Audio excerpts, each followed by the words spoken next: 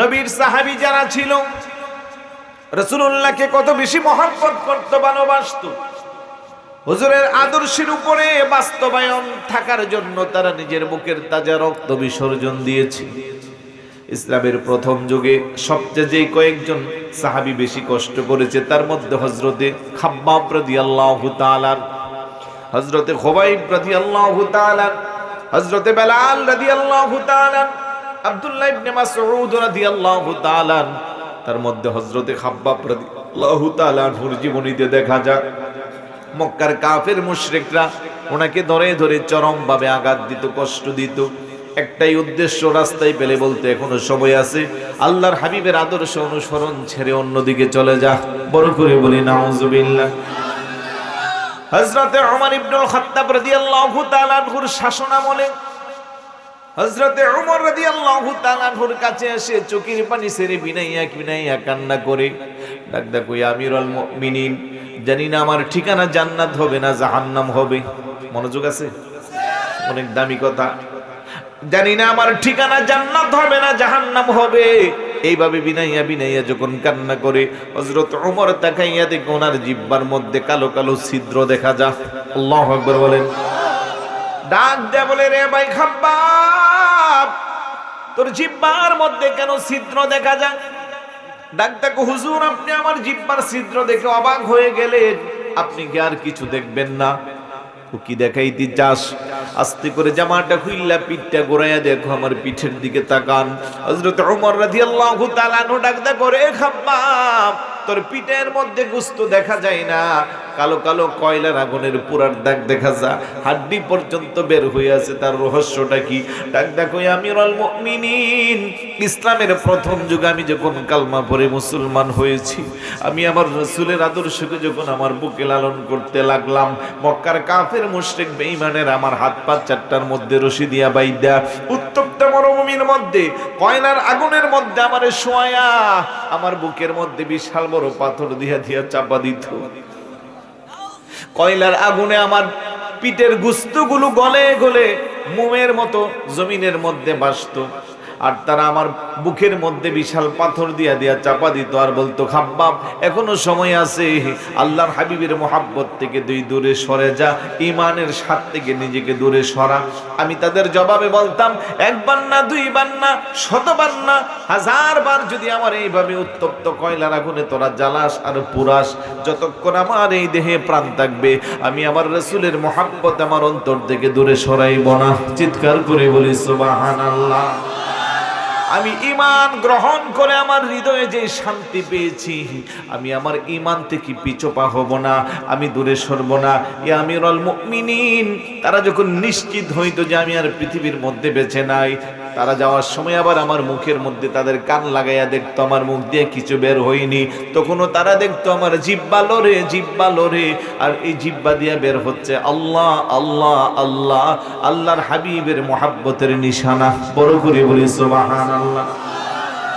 ওই মুহূর্তে তারা আমার জিহ্বাটারে টান দিয়া বের করে লম্বা লম্বা খেজুরের কাঁটা দিয়ে আমার জিহ্বার মধ্যে তারা ছিদ্র করতো আর বলতো, যে জিহ্বা দিয়া আল্লাহর জিকির করো, যে জিহ্বা দিয়া মুহাম্মদকে ভালোবাসো, তার ভালোবাসার বহির প্রকাশ ঘটাও, এই জিহ্বা তোমারে রাখবো না। এইভাবে আমার জিহ্বাটারে তারা ছিদ্র করেছে। ও মুসলমান, শিবনগরের ইমানদার ভাইয়েরা একটু চিন্তা করেন, ওই সাহাবী এই কষ্ট করেছে ইসলামের জন্য, রক্ত জড়াইছে ইসলামের জন্য, খেজুর গাছের কাঁঠার আঘাতে জিহ্বা ছিদ্র হয়েছে, কয়লার আগুনে পুইরা পিঠের গোশতগুলো ধ্বংস হয়েছে, তারপরেও চিন্তা করে ঠিকানা জান্নাত হবে না জাহান্নাম হবে। আর আজকে আমরা সুদ খাই, ঘুষ খাই, মিথ্যা কথা বলি, অন্যের হক নষ্ট করি, চুগলখুরি করি, রাসূলের সুন্নতের দ্বারে কাছে নাই, আমরা আবার চিন্তা করি কেমনে জান্নাত পাইব। কথা কোন ঠিক কিনা? সাহাবীদের তুলনা কোনো কষ্ট করছেন নাকি? আপনিও করেন নাই, আমরাও করি নাই। এত চমৎকার বিধান আল্লাহ আপনাকে আমাকে দিয়েছে। এক একজন নবী প্রেমিক সাহাবী তাদের জীবনটা আল্লাহর হাবিবের প্রেমে কোরবানি দিয়েছে। সাইয়েদনা আবু বকর সিদ্দিক রাদিয়াল্লাহু তাআলা, যাকে বলা হয় আফদালুল বাশার বাদাল আম্বিয়া, নবীদের পরে যিনি পৃথিবীর শ্রেষ্ঠ মানুষ, যার ব্যাপারে রাসূলুল্লাহ বলতো, আমার সাহাবারা তোমরা কি দুনিয়া থেকে কোনো জান্নাতি মানুষ দেখতে চাও? সাহাবারা বলতো ইয়া রাসূলুল্লাহ, আমার নবী বলতো ফালিয়ানজুরু ইলা আবি বকরিন হাদা আতিকুল্লাহি মিনান নার, আমার আবু বকরের দিকে তাকাও, আমার আবু বকরের জন্য জাহান্নামের আগুন হারাম। ওই আবু বকর কেন এত মর্যাদা, কেন এত দামি, কেন এত সম্মান? কারণ রাসূলুল্লাহকে উনি নিজের জানের চেয়ে বেশি মহব্বত করেছে, রাসূলুল্লাহকে বেশি মহব্বত করেছে, হুজুরের আনিত বিধান মোতাবেক জীবনটারে জ্বালাইছে, আল্লাহর হাবিবের নিদর্শনার বাহিরে একটা কদমও দেয় নাই। আর আজকে আমরা মুসলমান হইলাম, আল্লাহর হাবিব যা বলেছে তার বিপরীতে আমাদের চলা। আমরা কি করে নিজের ঈমানদার দাবি করব? কি করে কাল কিয়ামতের ময়দানে আল্লাহর সামনে নিজের মুখটা দেখাবো? একটু চিন্তা করা দরকার আছে না নাই? খারাপ লাগতেছে মুসলমান? একটু জিকির করি লা ইলাহা লা ইলাহা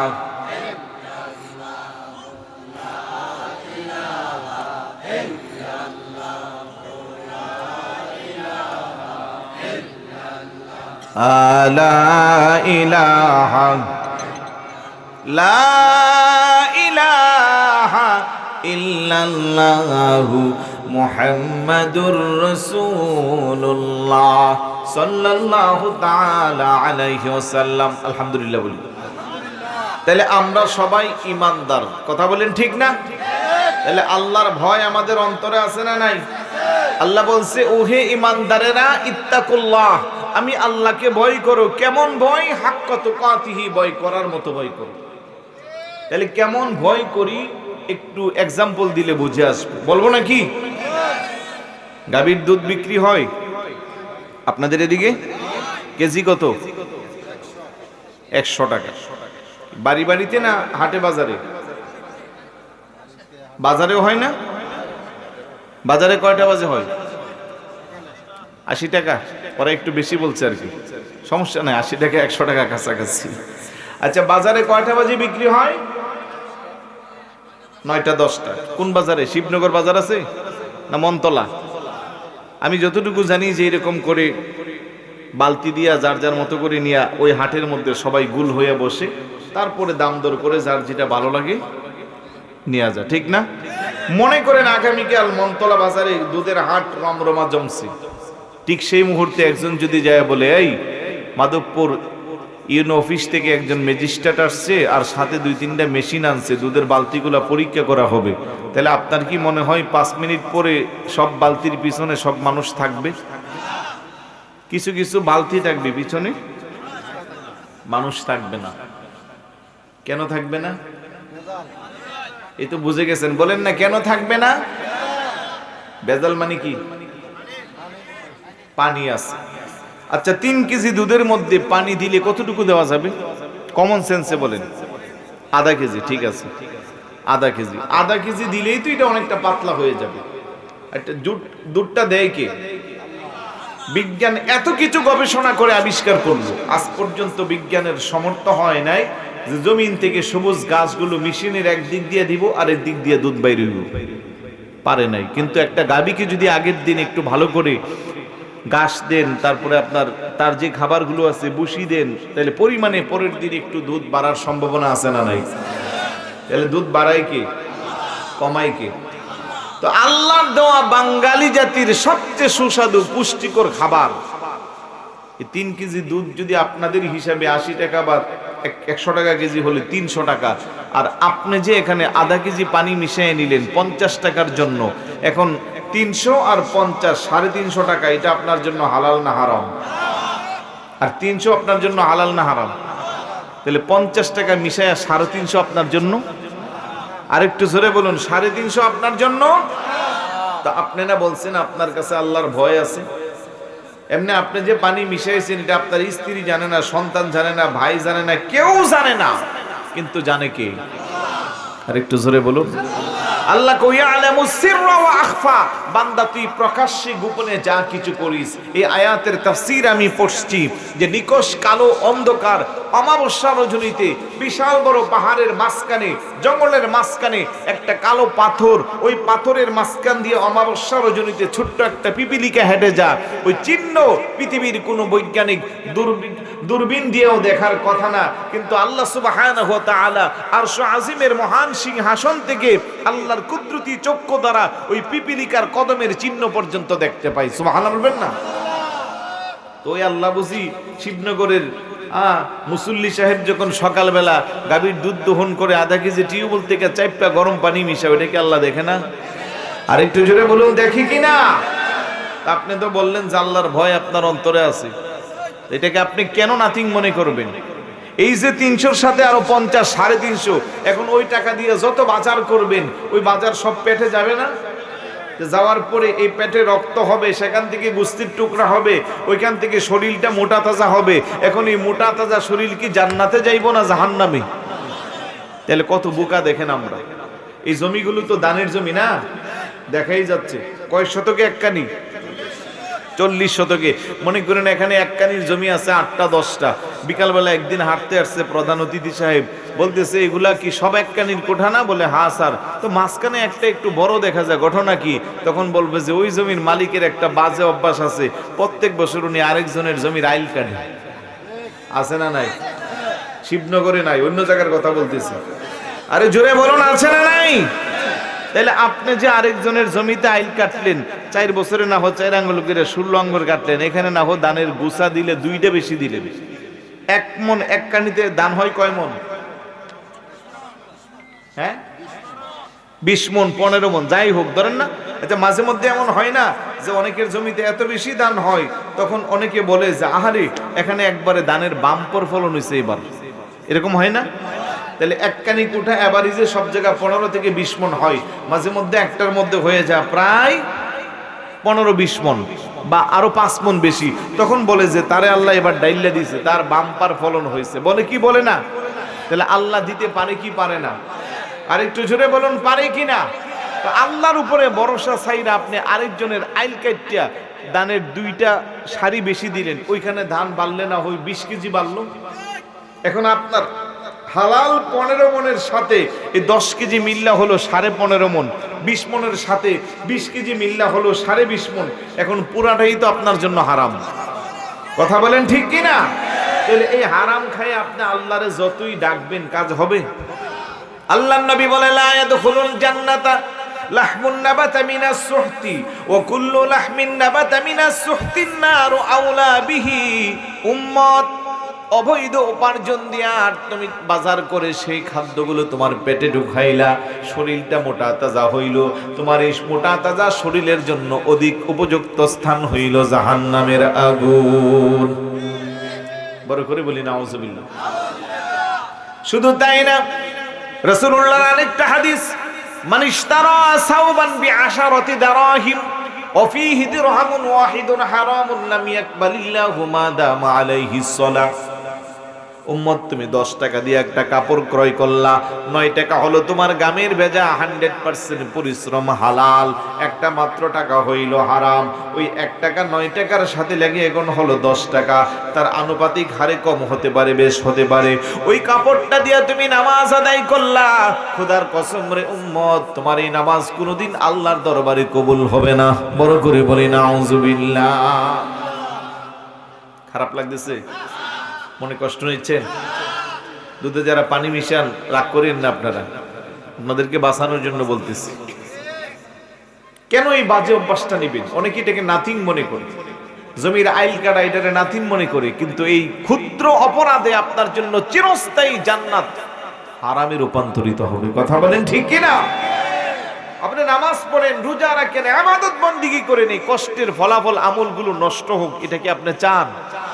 আমল নষ্ট হওয়ার গ্রামে গঞ্জে আরেকটা অন্যতম হইল গীবত।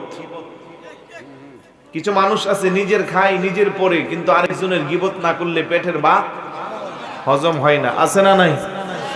পারলে মানুষের উপকার করবেন, কেন গীবত করবেন? ছেলে মেয়েরা এস্টাবলিশ বিদেশে থাকে, মাস শেষে টাকা দেয়, বলে আব্বা কোনো কাজ নাই, সারা জীবন অনেক কষ্ট করছেন, এখন শুধু 5 ওয়াক্ত নামাজ পড়বেন আর আমাদের জন্য দোয়া করবেন।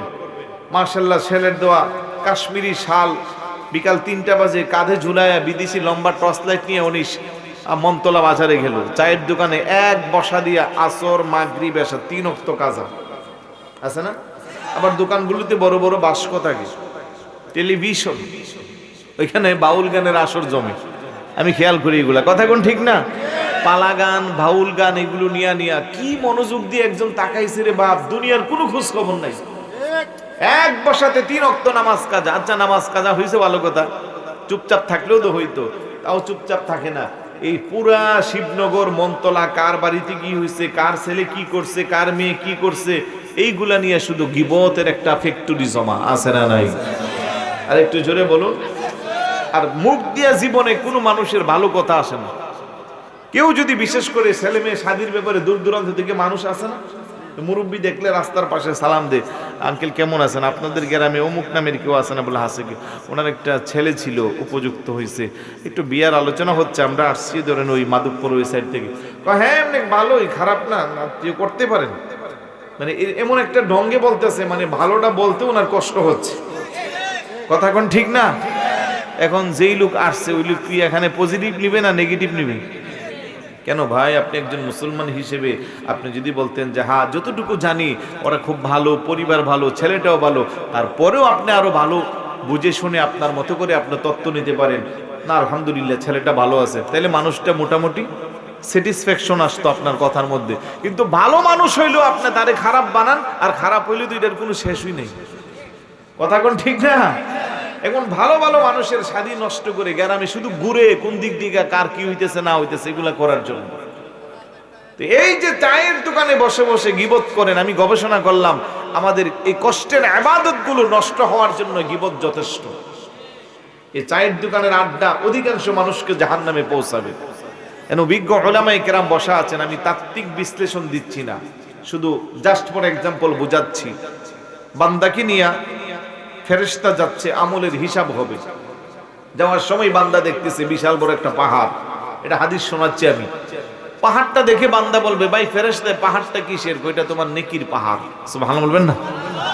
বান্দা খুশি না বেজার? মনে মনে আহারে কষ্ট করে কনকনে শীতে ফজর পড়ছি, তাহাজ্জুদ পড়ছি, হ্যাঁ পাতলা সামিয়ানার নিচে মাটির মধ্যে শিবনগরের মাহফিলে বসে রইছি, হুজুররা তো বলছে যে আল্লাহ পাক যাররা পরিমাণ হিসাব করে করে নেকি দিবে, তাই তো ঠিকই দেখলাম আজকে আমার ক্ষুদ্র ক্ষুদ্র আমলগুলো একসাথে হইয়া বিশাল বড় একটা পাহাড়ে রূপান্তরিত হয়েছে, কে আমারে ঠেকাইবো? একটু পরে এমনিতেই তো আমি জান্নাতে যাইবো। সুবহানাল্লাহ বলবেন না? কিছুক্ষণ পরে যখন আমলের হিসাব নিয়ে আসবে, বান্দা বলবে ফেরেশতা যাওয়ার সময় এই জায়গায় একটা পাহাড় দেখছিলাম, এখন পাহাড়টা কোথায়? তুমি না বলছিলে এটা আমার নেকির পাহাড়? বলে হ্যাঁ। এখন তোমার পাহাড় নাই কেন?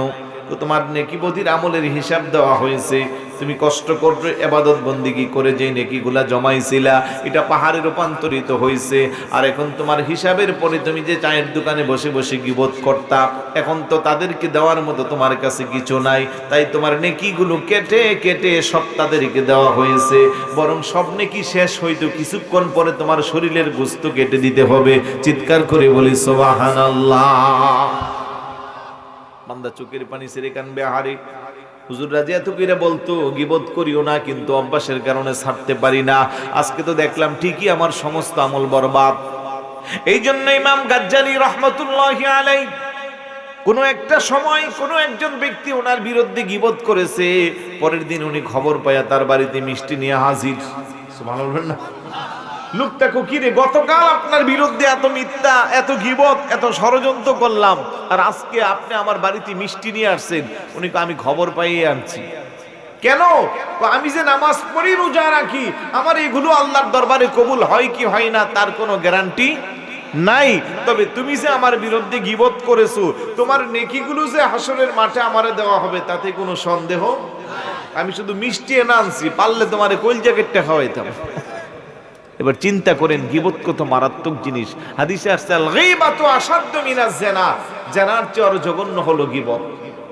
আপনি জেনা করে আল্লাহর কাছে তওবা করলে আল্লাহ ক্ষমা করে দিতে পারে, কিন্তু আমার বিরুদ্ধে গীবত করে আপনি যদি আমার কাছে ক্ষমা না চান, আল্লাহ আপনাকে সেটা কখনো ক্ষমা করবে? আর একটু জোরে বলুন, ক্ষমা করবে? খারাপ লাগতেছে আমি যে বলতেছি, এগুলো আমাদের সমাজে আছে না নাই? কম না বেশি? আপন ভাই বাইকে 4 আঙ্গুল জায়গা ছাড়ে না। আমারে বলতেছে, হুজুর দোয়া করিন, আগামী সোমবারে আমার শুনানি হইব। উনি যাওয়ার পরে পিছনে আরেকজন এসে, হুজুর শুনানিটা কিসের একটু জিজ্ঞেস করলেন না? আমি কি মামলা মোকদ্দমা দোয়া চাইছে? আমরা হুজুর মানুষ, আমাদের তো কাজই দোয়া করা। কথা কোন ঠিক না? না হুজুর জানেন না, সে আমার আপন বড় ভাই, আমি তার আপন ছোট ভাই। তা আমিও তো দোয়া চাইতে আসছি, আমি জমা পড়াই, ওই তো ওরা জানে 5-6 হাজার মুসল্লি ওইখানে জমা মসজিদে, 12টার আগেই সব ফিলাপ হইয়া থাকে। অনেক শিক্ষিত মানুষ, ইউনিভার্সিটির প্রফেসর, লেকচারার, বিভিন্ন মাদ্রাসার মুহাদ্দিস, মুফতি, অনেক দূর দূরান্ত থেকে আসে, অনেক ভিআইপি পার্সন আছে আলহামদুলিল্লাহ। তো ওই জায়গার ঘটনা তো বলতেছে, গো আমার আপন বড় ভাই, আমি যে বিল্ডিং উঠাইছি, হুজুর বেশিতে বেশি হলে 6 ইঞ্চি জায়গা হবে ওনার সীমানার ভিতরে, আমার 7 তলা বিল্ডিং। সে আমাকে নোটিশ দিছে পুরা 7 তলা আগা পর্যন্ত সবটা ভেঙে ফেলতে। হুজুর এটা কি সম্ভব? অন্য কেউ হলে এক কথা, আমি বলছি টাকা নিয়ে আসা, টাকাও নিব না, পুরা বিল্ডিং ভাঙতেই। তা আমি সবকিছু তত্ত্ব নিয়ে পরের জম্মা আবার এই ব্যাপারে বক্তব্য দিলাম আর কি, যে আমরা একই মায়ের সন্তান, মার ছোট পেটে আমাদের জায়গা হয়, বাবার রেখে যাওয়া বিশাল বিঠা বাড়িতে 6 ইঞ্চি জায়গাও আমরা ছাড়তে পারি না। কথা বলেন ঠিক কিনা? অথচ মার পেটে 5টা 7টা 10টা সন্তানও মা আমাদেরকে লালন পালন করে পৃথিবীর আলো বাতাস দেখাচ্ছে, বিদায় আমরা এখনো আছি। আর বাবার রেখে যাওয়া বিশাল বড় বিটা বাড়িতে এক ভাই আরেক ভাইয়ের জন্য 4 ইঞ্চি জায়গা ছাড়তে পারি না। নামাজ শুধু পড়লে হবে না ভাই, রোজা শুধু রাখলে হবে না, এগুলো ইবাদত কবুলের জন্য কিছু পারিপার্শ্বিকতারও বিষয় আছে। আপনার ক্ষমতা আছে, আপনার 4টা 5টা উপযুক্ত ছেলে আছে, আপনার পাশের বাড়ির ওর টাকা পয়সা নাই, ওর 2-3টা মেয়ে বাচ্চা, ছেলেও নাই, আপনি করলেন কি, আপনার বাড়ির বৃষ্টির পানিটা তার বাড়ির উপর দিয়ে লাইন দিয়ে দিলেন, আছে না? আপনি বিল্ডিং উঠাইলেন, টিনের ঘর উঠাইলেন, টিনগুলা বাঁকা করে তার বাড়িতে দিয়েছেন, সব পানি তার উপরে যা। সে না পারে বলতে, না পারে সইতে, কিন্তু পৃথিবীর কোনো মানুষের কাছে বললে সে বিচার পাবে না, কারণ তার পক্ষে কথা বলার কেউ নাই, সে অসহায় মানুষ। কিন্তু তার এই নীরবের কথাগুলা শোনার একজন আছে না নাই? আর একটু জোরে বলুন, আছে না নাই? উনি কে? মনে রাখবেন, আপনার বাড়ি থেকে একটু রাস্তা দিলে ওই সড়কে উঠতে তার লাগে 1 মিনিট। আপনি কাঁটাতারের বেড়া দিয়ে এমন অবস্থা করলেন, এখন ঘুইরা যাইতে লাগে সড়কে 10 মিনিট।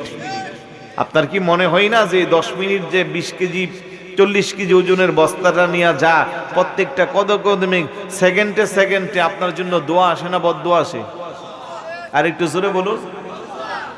একটা বেশ্যা মহিলা একটা কুকুরকে পানি খাওয়াইয়া জান্নাত পাইছে। রুহের দোয়া মানুষের এতটা কাজে হয়। আর আপনি ইমানদার হইয়া, আপনি মুসলমান হইয়া আপনার পাশের বাড়ির মানুষটারে কাঁটাতার দিয়ে বেড়া দিয়ে তার রাস্তা বন্ধ করে দিয়েছেন।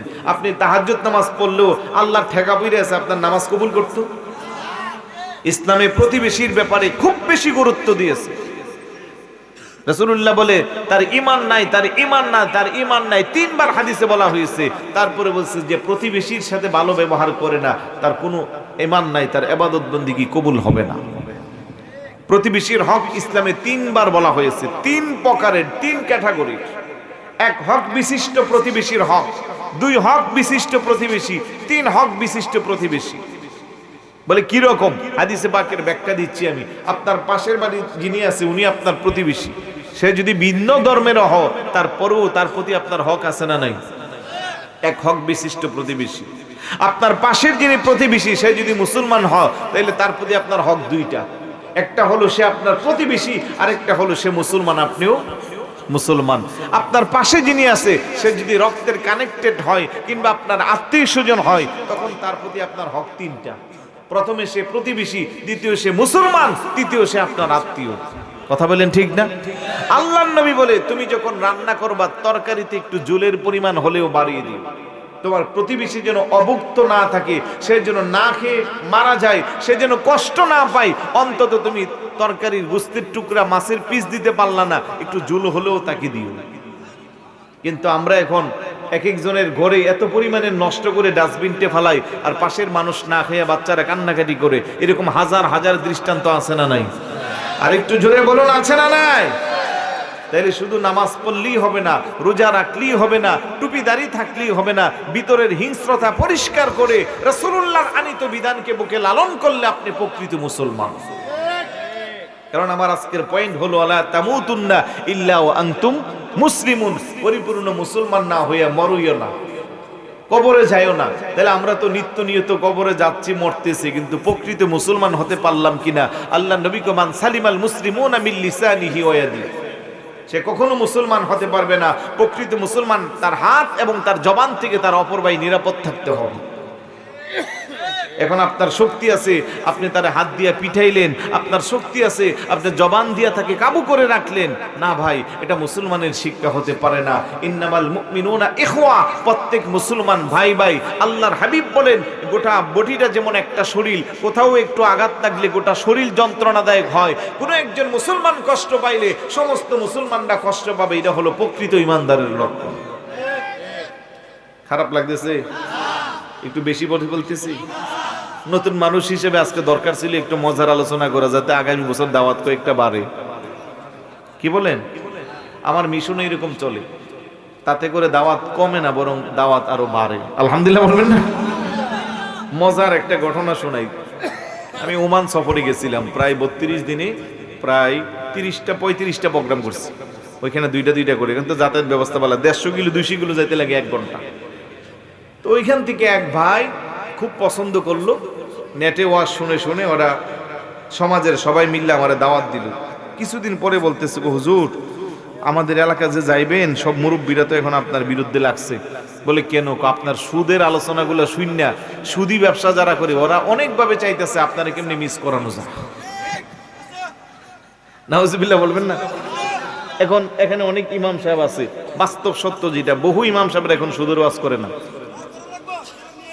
আর শোনো না তুমি, আমি কি বলতেছি, বহু ইমাম সাহেবরা সুদের ওয়াজ করতে পারে না। কেমনে করব? মসজিদের দায়িত্বশীল যারা, এরা বেশিরভাগ সুদ ব্যবসা করে। কথা কোন ঠিক না? এখন ইমামের চাকরি থাকবো? ওই যে টেকনাফে গত 2 বছর আগে মদের বিরুদ্ধে ওয়াজ করছে, ইয়াবার বিরুদ্ধে। মসজিদ থেকে খতিব যাওয়ার পথে বেচারারে হাড্ডি হুড্ডি ভেঙে দিচ্ছে, পেপারে পত্রিকা মিডিয়াতে আসছে, দেখছেন না আপনারা? আসছে।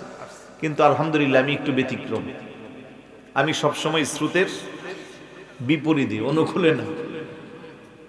আমি যখন কথা বলি তখন আমার শ্রোতাদের মধ্যে অনেক আছে, আমি মনে করি আমি সবার জন্য একজন খতিব। এই যে সাম্প্রদায়িক পরিস্থিতির কারণে বহু জায়গা বহু ইমামের চাকরি গেছে, বহু খতিবের চাকরি গেছে না? কিন্তু আলহামদুলিল্লাহ আমার ব্যাপারে কারো কোনো কিলোকাল নাই। কারণ আমি বলছি যে আমি যখন এখানে খুতবা দিই, কে আওয়ামী লীগ কে বিএনপি, আমার এগুলা দেখার সময় নেই। আমি আমার কোরআন এবং রাসূলের হাদিস সুন্নাহকে আমি বাস্তবায়নের জন্য যা বলার তা বলবো। তাতে করে আপনার আঘাত থাকলে আমার কিছু করার নাই। আমাকে অনেকে বলছে, এই আপনার বিরুদ্ধে এই হবে। আমি কি, আপনার সমস্যা নাই, গোয়েন্দা রিপোর্ট বলেন, যাই বলেন, আমার প্রত্যেকটা জুমার খুতবা আপনি আমার পেজে ঢুকলে পুরা 10 বছর 12 বছরের জুমার খুতবা পাইবেন। গত 1 সপ্তাহ কি ঘটে যায়, গত মাসে কি ঘটে যায়, সাম্প্রতিক সময়ে কি বলা দরকার, আমি এগুলা নিয়ে বেশি কথা বলি। আলহামদুলিল্লাহ বলবেন না? এই যে একটা সুদ বেদি আমাদের সমাজটারে 12টা বাজায় দিচ্ছে। কথা কোন ঠিক না? ভালো ভালো পরিবার সুদের সাথে সম্পৃক্ত হয়েছে, অথচ আল্লাহর নবী কমান আকালার রিবা ও মুকিলাহু ও কাতিবাইহি ও শাহিদাইহি ফাহুম সাওয়াউ।